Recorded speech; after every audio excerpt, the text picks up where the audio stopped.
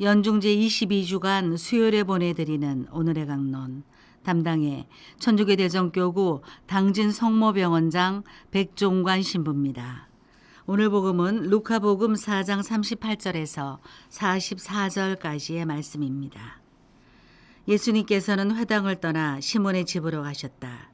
그때 시몬의 장모가 심한 열에 시달리고 있어서 사람들이 그를 위해 예수님께 청하였다. 예수님께서 그 부인에게 가까이 가시어 열을 꾸짖으시니 열이 가셨다. 그러자 부인은 즉시 일어나 그들의 시중을 들었다. 해질 무렵에 사람들이 갖가지 질병을 앓는 이들을 있는 대로 모두 예수님께 데리고 왔다. 예수님께서는 한 사람 한 사람에게 손을 얹으시어 그들을 고쳐주셨다. 마귀들도 많은 사람에게서 나가며 당신은 하느님의 아드님이십니다 하고 소리질렀다. 그러나 예수님께서는 꾸짖으시며 그들이 말하는 것을 용납하지 않으셨다. 당신이 그리스도임을 그들이 알고 있었기 때문이다. 날이 새자 예수님께서는 밖으로 나가시어 외딴 곳으로 가셨다.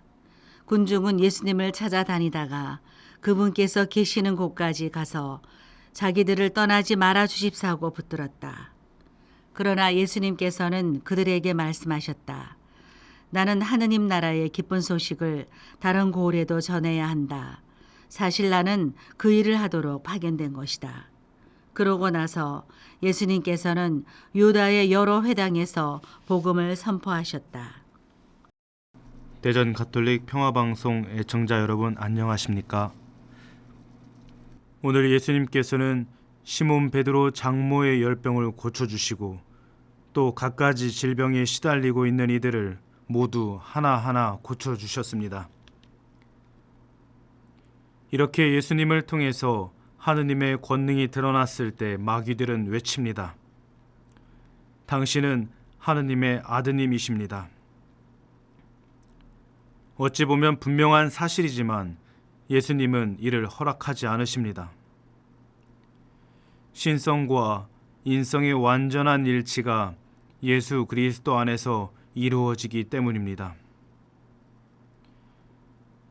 우리가 바라는 신적인 권능으로 보자면 예수님은 굳이 한 사람 한 사람을 고쳐주실 필요 없을 것입니다.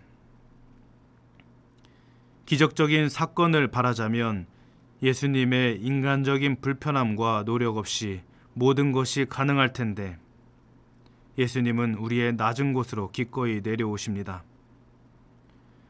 그렇게 우리 한 사람 한 사람을 만나 그 사람을 위한 하느님 아버지의 파견 활동을 계속하십니다. 한 사람 한 사람을 만나고 치유하고 대화를 나누면서 이루신 희생의 가치는 결국 십자가의 희생으로 모든 인류를 향해 있음을 드러내십니다. 십자가의 구원이 완전히 이루어지기까지 마귀들의 고백은 그저 유혹일 뿐입니다. 그리고 나서 예수님은 다시 일어서십니다. 나는 하느님 나라의 기쁜 소식을 다른 고을에도 전해야 한다. 사실 나는 그 일을 하도록 파견된 것이다. 즉 복음 선포는 다른 것이 아니라 청하는 이에게 베풀어주고 가난하고 굶주린 이를 채워주며 아파하고 힘들어하는 이들을 위로하고 아껴주는 것, 그래서 참으로 인간다움을 느끼게 하는 것, 희망을 전해주는 것입니다. 복음을 전하는 이유는 나의 명예와 인정, 유익과 편의를 위한 것이 아니라 오로지 우리의 삶이 하느님의 힘으로 이루어짐을 깨닫게 하고 주님께 감사를 드리며 살아가도록 하는 것이 아니겠습니까? 한 사람 한 사람을 헤아려주는 희생 없이는 복음의 기쁨이 있을 수 없습니다. 상대방을 향한 나의 희생이 없이는 우리는 그들에게 하느님을 바라보게 할 힘이 없습니다.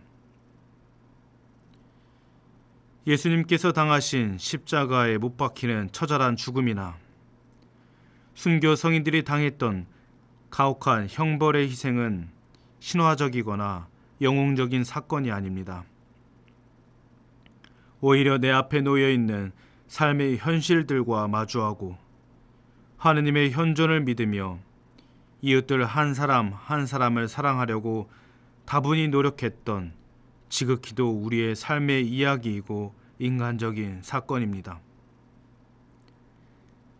그래서 예수님께서 한 사람 한 사람을 통해 활동하시는 삶의 역사는 지금 나에게도 일어날 희망이 됩니다. 그리고 나도 그렇게 누군가를 위하고 누군가를 살게 할 삶의 원동력이 됩니다. 사실 우리는 그 일을 하도록 파견된 사람들입니다. 오늘의 강론, 지금까지 담당해 천주교 대전교구 당진 성모병원장 백종관 신부였습니다. 내일도 백종관 신부의 강론이 계속됩니다.